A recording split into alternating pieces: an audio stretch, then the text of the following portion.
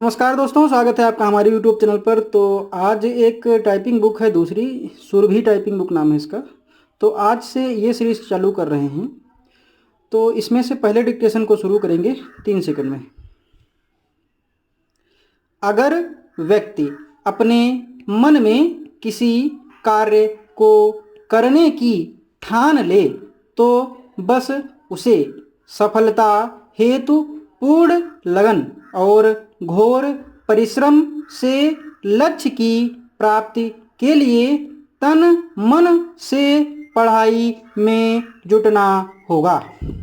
आज भारतीय संस्कृति का मूल योग संपूर्ण विश्व में योग दिवस के रूप में मनाया जा रहा है, जिसकी आधारशिला भारतीय ज्ञानी ऋषि मुनियों द्वारा स्थापित की गई थी।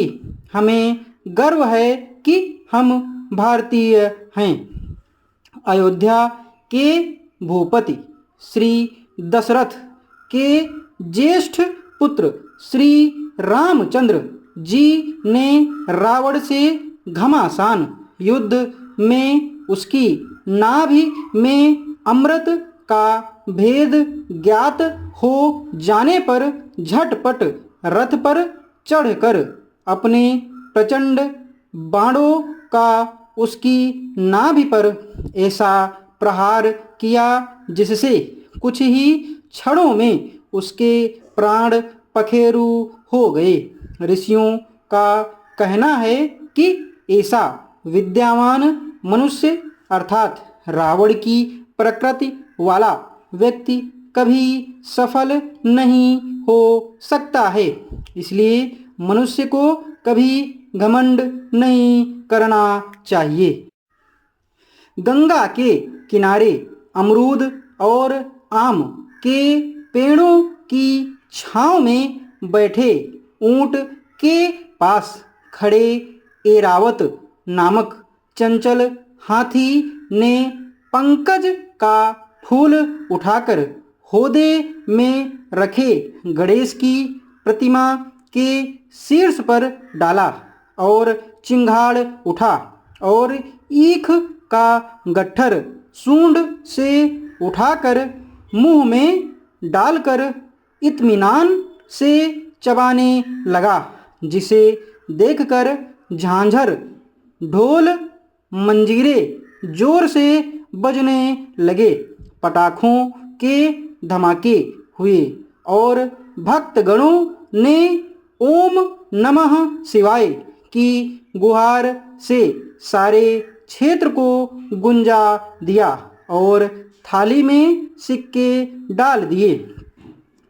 श्री नरेंद्र मोदी ने मेक इन इंडिया के स्वप्न के साथ राष्ट्रपति भवन में भारत के 15वें प्रधानमंत्री के रूप में शपथ लेने के साथ ही भारतवासियों की उन्नति के लिए ऐसे कार्य में तत्परता से नव भारत के निर्माण में झटपट संपूर्ण ऊर्जा से जुट गए। इससे ज्ञात होता है कि भारत पुनः द्वापर युग की ख्याति व सम्मान प्राप्त कर लेगा। विद्यार्थियों छात्र को उनकी कार्यशैली से सीख लेनी चाहिए कि जहाँ चाह वहीं राह। अध्यक्ष महोदय, मैं आशा करता हूँ कि इस सदन के लिए यह अंतिम अवसर होगा जबकि इस संविधान में इस आधार पर यह संशोधन करने का अवसर आया है। इसलिए मैं आशा करता हूँ कि इसकी जड़ में जाने के लिए हमारे सदन को और सरकार को एक हिम्मत होगी। हिम्मत की बात मैं इसलिए कह रहा हूँ कि हम में से अधिकांश लोग इसी समाज में आते हैं और हम जानते हैं कि जिनके हाथ में संपत्ति है उन्हीं के द्वारा यह अछूत और छूत का रोग फैला हुआ है। यह वर्णाश्रम धर्म नहीं है, हमारे यहाँ यह धनाश्रम धर्म है, संपत्ति पर आधारित है। और इसके लिए मैं इतनी ही आशा कर लेता हूँ कि आज अभी जो देश के विभिन्न भागों में जमीन कुछ हाथों में केंद्रित है,